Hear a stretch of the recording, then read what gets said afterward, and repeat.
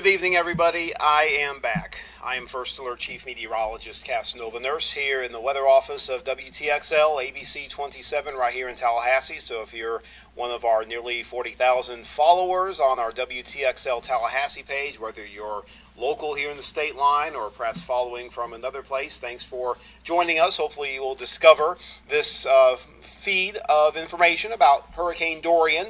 We'll be on for a few minutes up until about, a little bit before 10 o'clock. Maybe we'll cut it short just depending on the information that needs to be disseminated and questions that you may have. So I'm taking a little time, as I have the last few nights, to address the latest developments of the system, and it has changed quite a lot in comparison to just earlier this week when it came to a very immature or premature, I guess, phase of strength. Now, Dorian is definitely at a more mature phase, no doubt about that, because now we can see a very clear, distinct eye, even in the blended satellite, a blend of some visible and infrared capabilities where you can still see some halfway decent detail at night, especially when it comes to a vibrant hurricane like what Dorian has become.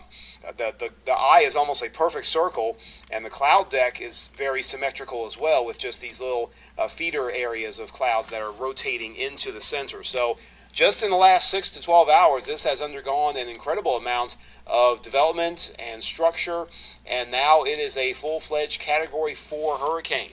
At the top of the 5 o'clock newscast, it had just gone up to a major level, actually at 2 o'clock, and then further strengthening had occurred at the 5 o'clock level.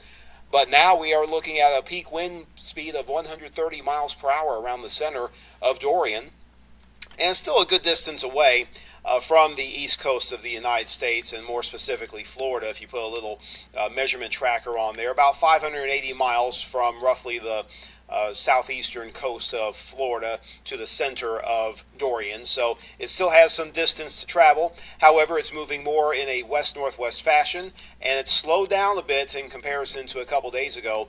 West-northwest speed at 10 miles per hour, and the pressure has fallen to nearly 28 inches of mercury. And yes, there were some discussions last couple nights about inches of mercury versus millibars, which you may hear more often, especially in National Hurricane Center products. But either way you look at it, it's been a big drop in the air pressure over such a short amount of time. So no big surprise that we've had such an intensification trend as what has happened since the late afternoon hours. So that means there's high confidence that it could remain a major hurricane. It may go into some redevelopment cycles, but there's really not much in the way of atmospheric trends that would cause a big deal of weakening. It's just the overall physics of the huge spin, the overall mechanism of the hurricane itself, and it will have some redevelopment phases and cycles within the core that may make the system weaken just a little bit and then re-strengthen once that cycle is complete. So that's going to be the trend we'll likely see at least through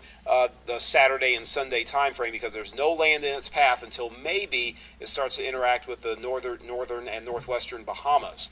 And then after that, it's forecast to slow down and eventually turn to the north. And that north turn is really the critical point that we've been relaying over the last several days. And this still is being shown more prominently in the actual official forecast that a north turn is likely.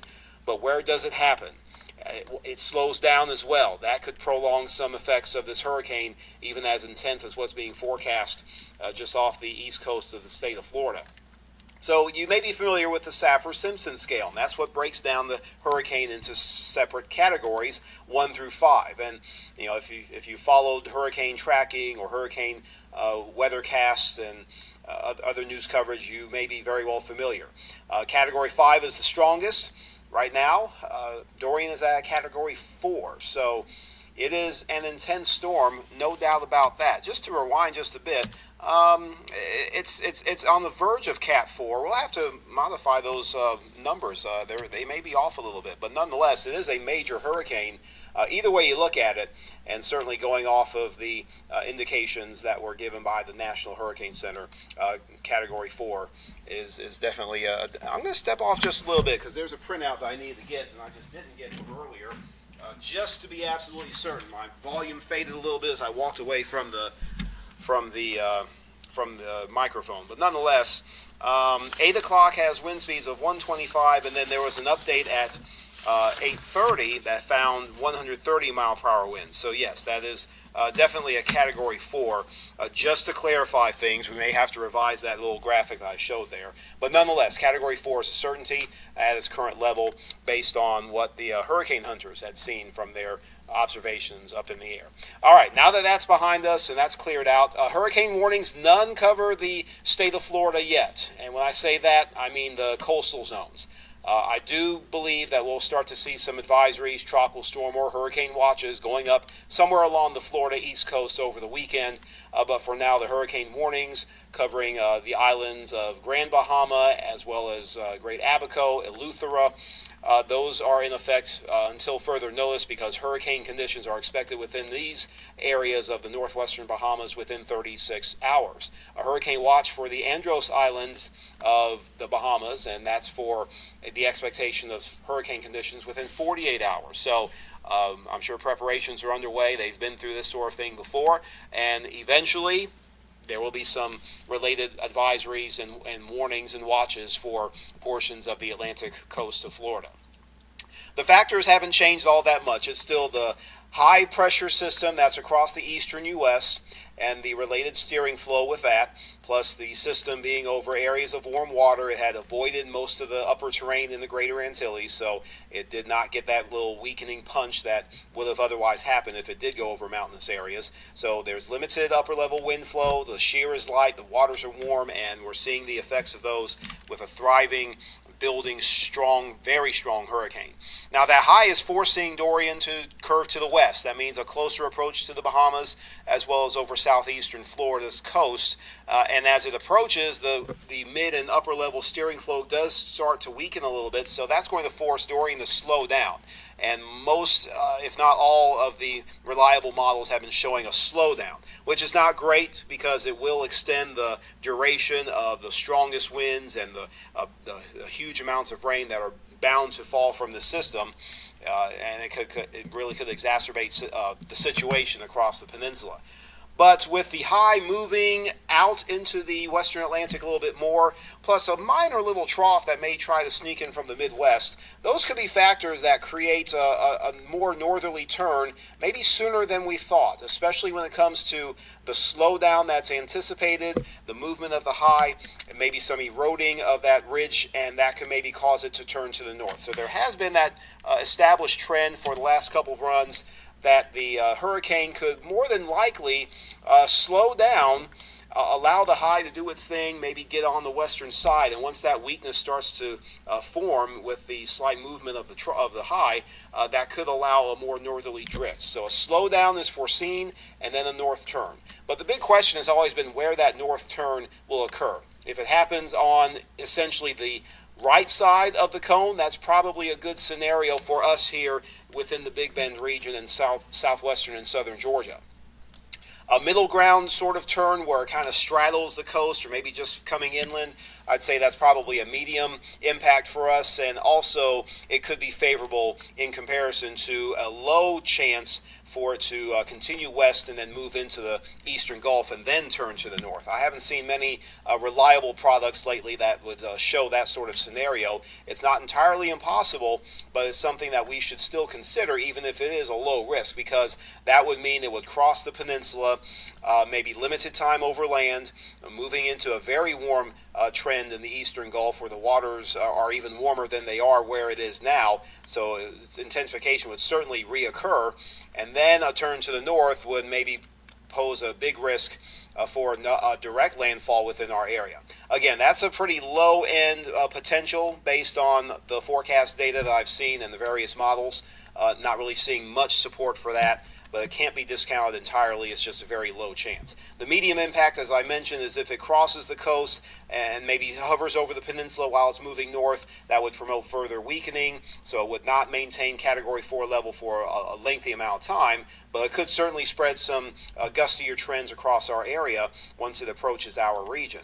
But if it were to maybe stay just a little offshore, that would produce a lower impact for our area. So yes, there would be some rain, no doubt about that, especially in our eastern areas, but there wouldn't be so much of a wind impact. With this medium impact, which I still think is probably the most likely scenario based on what I know now, That will give us some periods of rain, maybe drier conditions near the tri-state counties, but in the Swanee River area and surrounding communities, there could be some times of gustier trends and maybe some periods of heavy rain.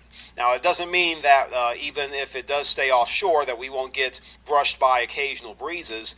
The probabilities for tropical storm force wind gusts to be experienced around the state and even into Georgia are still around 30% or so in the tri-state area and climbing upwards of 70% within the Swanee Valley. And that's not to say you're going to get hammered by continuous tropical storm winds, but just the chances to experience those gusts will naturally be higher closer to where the center of the storm is. Almost a given across southeastern Florida from the Space Coast, the Treasure Coast, the Gold Coast, but a lesser chance as you move more northwest and become a little more detached from the central low.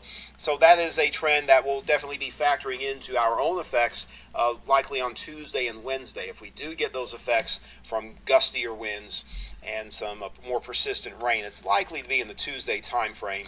And I know I'm talking a lot, and I'll definitely go back to the questions that you're posting so I can review some of them. And if I haven't addressed a question already, I'll certainly try to go back into the comments to see if there are any specific questions that I could possibly answer for you to give you a better understanding of what's going on. So it's right now in the western Atlantic. It's a little east of the Bahamas and moving west-northwest. So a west turn is already underway. It'll be around the northern and northwestern Bahamas over the weekend, late Saturday through Sunday, and then closing in on the southeastern Florida peninsula, most likely into your Labor Day, perhaps Labor Day later on and into Tuesday. It is expected to slow down. It will get stronger. That's already been occurring. And with a slower rate of movement with this system as it approaches land, there will be some higher potential for some significant flooding, let alone the gusty winds and very strong hurricane force winds that could happen, but certainly a higher flood risk. That could be a more widespread issue because so much moisture, so much rain can be deposited in such a limited space initially, but as it moves gradually to the north, it will spread that heavy rain threat across more of the peninsula in particular. Very warm ocean water. We've seen the effects that has had on its strengthening mode. And then the big question again is how persistent that high pressure ridge will be, where it will go, its rate of movement, and how its movement can allow the system to begin to move more to the north. So here's what we know, just to break down what we are very confident about and what we are not very confident about. We've already seen the intensification mode, Category 4 now, so it is staying above Category 3, and that sort of level is likely to be maintained through the duration as it approaches the Bahamas. We're highly confident in that northerly turn because the data tends to suggest very heavily that a north turn will happen. That has been projected for a few days. Now it's just a matter of ironing down when and where that turn occurs. And as it approaches the Florida Peninsula, it will have major impacts when it comes to high wind, especially in the eastern half along the Atlantic coast. There will be the storm surge effect with the wind blowing up perpendicular to the east coast. That's going to cause that rush of water towards those coastal areas. So storm surge will be a big problem. And as I mentioned, lengthy amounts of rain, very heavy rain naturally with a hurricane, but if it moves so slowly, you get multiple inches of rain through the duration, so that will likely prompt quite a bit of flooding concerns. Here's what we still don't necessarily know as far as precision goes with these three elements. We don't know the exact time or place of where that north turn will occur. It can occur east of the peninsula, which means the center would stay just offshore. If you remember Hurricane Matthew from 2017, it was one of those storms that just skimmed barely along the coast, but officially it stayed offshore. It never crossed over land in Florida. Or could it move more to the north after it crosses the coast, maybe moving north over the peninsula, kind of like Hurricane Irma from a couple of years ago. As I mentioned earlier, there's a very limited chance for it to cross all the way into the Gulf and then turn north. A low chance, less likely scenario, but not impossible if certain things come together, like if the high is slow to move or is pretty strong. Exact local effects. Usually the common question I get is, what will happen in fill in the blank with the name of the city. It's tough to say exact local effects right now, but essentially, if you live near the tri-state area, based on the current forecast, you'll have less of an impact. And perhaps when the center gets closest to our area, if it's staying far enough to the east, there could be little to no impact when it comes to adverse weather. If you're in our more eastern areas like Interstate 75, the Swanee River region, that's where we could see maybe more impact when it comes to rain and the occasional wind that could maybe reach tropical storm force. But exactly what level of wind, we can't really say right now. I would certainly expect, based on current conditions and current forecasts, that our eastern areas could be more prone to times of rain, maybe a few inches of rain, and perhaps some occasionally strong tropical storm force gusts. Likely to stay away from hurricane force gusts, but if some of the statistics tend to change and the model data tends to change, those can certainly be adjusted. Finally, another thing that we don't know for certain is where it will make landfall. Again, there's a chance that it stays offshore of the East Coast, but somewhere, I would guess, between the Space Coast, which of course would be the Cape Canaveral area, Merritt Island, Vero Beach area, Cocoa Beach, and then to the south. That's the most likely zone based on current information that we have. So those are some of the basics of Hurricane Dorian as we know it at this time. And of course, there are many tools that you can have in your arsenal or on your mobile device, and one of those tools that can keep you updated in case there are any local advisories that could be issued related to Dorian. You'll get them instantaneously once they're issued if you have our Storm Shield weather app. It's a free app. It is very useful. It is geo-focused, so you're not going to get warnings for every single location within Florida. You can set it to where it's only going to bring in notifications for your specific location. So download it and use it. Interactive radar, plus you can see the forecast tracks of Dorian with a layer that is available on Storm Shield, and again, that layer is free. So with all that talking that I've done, I want to get to some of the questions. I see there's about 3 dozen different comments, so I'll try to just scroll through and see some of the questions that are being posed and try to answer. And there's a diverse group, diverse geography, some folks from the local area, some folks from other states. So thank you for checking in on what's going on. I appreciate your interest in the information that we're going to give you over the next 10 minutes or so.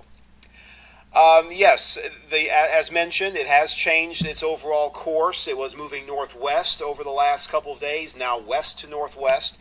That trend is likely to continue as an effect of that high-pressure ridge to the north, so there's already been evidence of a more westerly path, still just north of due west, but that turn has begun, and that will bring it closer to the northwestern Bahamas over the next 36 to 48 hours. So that is definitely a trend that was expected, and now it's underway as it begins to make that turn. Betrinda asks if that high is still going to block it, or is it going to stall out over Georgia? It doesn't really seem like the high is necessarily going to cause it to stall over Georgia, but I do believe with the high to the north of the system as it is, and we'll go back to that graphic so you can see it visually. This is the approximate depiction of that high. It's beginning to move, and it goes up vertically as well in the atmosphere, but it seems like the lower levels of this high pressure system are really going to help to shove it in a westerly direction, and then some of those steering currents in the different upper levels will begin to back off some. They won't be quite as strong, so that's what's going to cause, that's our belief in what will cause the system to begin to slow down as it approaches the northwestern Bahamas and just off the east coast of Florida. So if it stalls, it's likely to be within this region here and not necessarily over Georgia, because I believe once it starts to turn to the north, it will begin to pick up some forward speed. But it could move very slowly over the peninsula, and maybe once it starts to reach the northeast Florida area and into Georgia, it will start to accelerate. That's a little bit beyond reliable forecast projections, so we'll have to monitor the trends accordingly to see if that will change or if that slow movement may carry north even into southern Georgia. So that is a concern, a legitimate question. Don't have an exact answer for that, but it is believed that once it starts to move to the north, it may start to pick up some speed and then continue on to maybe a north or northeasterly path. So that is a possibility, and that is one trend that we'll watch over the weekend when some of that data for the early part of next week becomes a little clearer and going into the middle of next week as well. Jamie is asking, do you think there is a likelihood it could spin off and not hit land? And there is that possibility, especially if the high weakens on its western side and moves a little farther to the east. That would give it a little bit of a channel in which Dorian could maybe just stay offshore.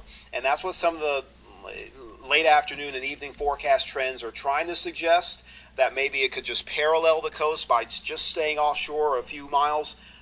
But it leaves very little room for very little margin of error when it comes to that. It will be close enough to still have some direct impacts on the East Coast, and if it were to do that, then we would have to be concerned about the Georgia coast and into the Carolinas, where they could have more of a direct impact from this and the onshore flow that would certainly enhance any sort of storm surge or flooding risks there. So it may be a good situation for us here in the state line if it stays offshore. But it would help to focus hazards elsewhere in places where hopefully they are aware of what's going on, but not really welcoming any sort of hazards. I do think, Joe, asking about the ridge holding out, it's moving in now. A lot of the projections have been showing it reaching its strongest points between now and Saturday or Sunday, and then gradually shifting. Maybe eroding the western side of the high a little bit more thanks to a weak little upper disturbance coming out of the Midwest. So there's a good level of confidence that the high will be around, and at least increasing confidence that the western side of that high will weaken a little bit to allow a more northerly turn. The timing is the issue with that. We just are not exactly certain when that evolution of the high will occur, but there are leanings that it could take place over the Sunday-Monday time frame, and we could notice at least a northerly jog or a northerly push move of the high of Dorian by that time, early next week. So we will monitor that closely, but there is still the higher confidence that a north turn will occur. It's just a matter of where and when. Can it strengthen to a Cat 5? It certainly could, Sheena. It would likely have to stay offshore, and we would have to have the perfect setup for it to do that. Right now, it's not forecast to reach Category 5, but it could come close. We saw a dramatic drop in the air pressure based on the reconnaissance observation data from the aircraft. So that was one example of a quick deepening of the low, which corresponds to an increase in strength. And if that does occur in cycles, we can start to flirt with the higher side of Cat 4. It would not surprise me at all if that occurs before it reaches the Bahamas. So that is a possibility as well. Going through a few more of the questions, really do appreciate those who are asking. Another Cat 5 question. Again, it has intensified rather dramatically tonight, and it's still over very warm water, and the upper winds are light. So having some more fluctuations in its strength going up, having an internal cycle of its eye wall, and maybe losing a little bit of strength and then regaining it in those little redevelopment cycles is certainly a possibility. So I think we'll kind of flirt with high 3, mid-end 4, maybe even pushing it on the upper side of Category 4 over the next couple days. And then when it starts to get closer to land, that could have even some weakening effects, which may cause it to drop off. But over the Bahamas, it's limited land coverage there. So I think it will be a minimal amount of weakening if it were to interact with some of the islands there. We'll put on the track in case some folks are more concerned about the categories, the movement, as well as some of the approach into some of our own local areas, which is possible, and we'll just show the full track like that, at least the relevant parts when it relates to Florida, because I don't want folks to think that it's going to be Category 4 all the way up in this region. However, it's important to note, based on this forecast, which will change in an hour, the 11 p.m. update will come out from the National Hurricane Center, usually a little bit before the 11 o'clock hour, so we'll see a revision to this track. But it is still, if it rides up the I-95 corridor, and again, I say that with caution because it could be anywhere within that space, but if it just straddles the coast, the weakening trend would occur, but it may be slow just because there is that close proximity to water, but we'll still encounter the friction of land. So a faster weakening would likely happen if it were in the middle of the state of Florida, and probably limited to no weakening if it stayed just off the coast. So that's the difference there. And of course, the exact track, which cannot be defined right now that far ahead, Where it goes north, whether it's over the water or over the land, will really determine what rate of weakening occurs. Over land would be most ideal to accelerate the weakening process in that case. Renee is asking, is there another system off of Africa? There is a wave. I don't have it in this suite of graphics. Actually, maybe I do. We'll point that out real quickly. In fact, I think this is one that Reed did earlier this morning. Essentially the same. There's just a disorganized wave coming off of West Africa. There is a zone within 5 days once it moves to the west of the Cape Verde region that can have some development potential. Longer range projections showing this staying out to sea. So technically, yes, there is another wave out there, but it's not another named storm, and it's not even a depression at this time. But it's that time of year where systems tend to form in this region and they move throughout the Atlantic. So we do have to keep that in mind, and it's a worthwhile thing to point out that once Dorian is done and over with, it doesn't mean there's not going to be any more, but at least we're not in a hyperactive mode of tropical storm or hurricane development at this point. Dorian is the only one, and there could be another that forms perhaps about a week from now, but we'll see. Really appreciate those who have given comments and asking questions.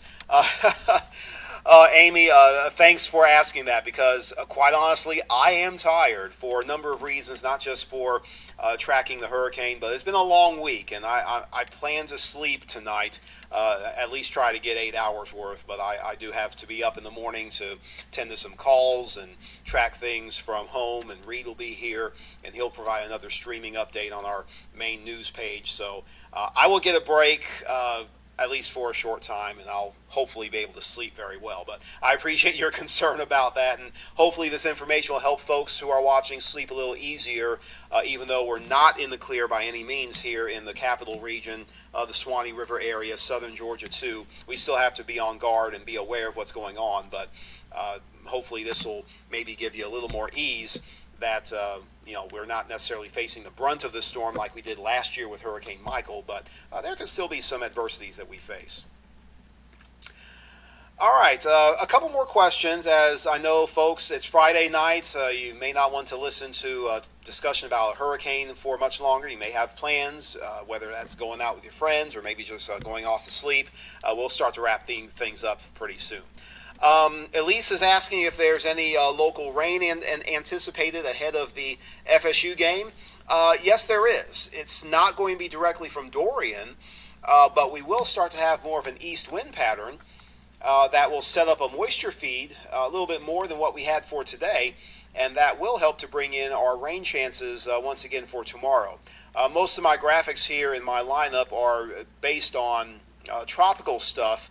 I don't think I have anything that's really focused in on a local perspective, but I do think I can at least show a quick radar screen to give you an idea. And as that graphic loads, I'll give you just a little preview of what's going on now and what may occur in the future. There's actually the satellite and radar, so that's a good perspective there.